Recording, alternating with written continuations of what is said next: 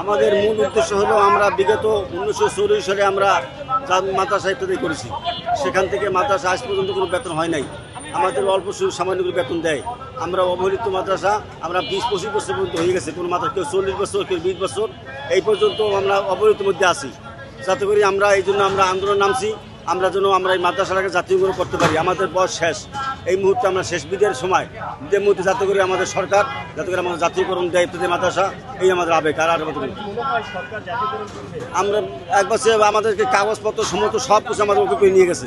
আমাদের জমি, আমাদের রেকর্ড, আমাদের টাকা পয়সা 1.5-2 লাখ 2 লাখ টাকা করে খরচ করছে যে আপনাদের সব কাগজপত্র দেবো। আমরা ইদানিং আমরা 1-1.5 লাখ টাকার মতন নবায়ন করিয়া রেকর্ড করিয়া সমস্ত সব কিছু ওকে দিয়ে সরকার কাছে আমাদেরকে দিয়ে দেবে, কিন্তু আজ পর্যন্ত কোনো সরকার আমাদেরকে দেয় নাই। আমরা জাতীয়করণ না করা পর্যন্ত আমরা এই মাঠে আছি, আমরা থাকবো। আমরা থাকবো, ইনশাল্লাহ আমরা থাকবো। আমরা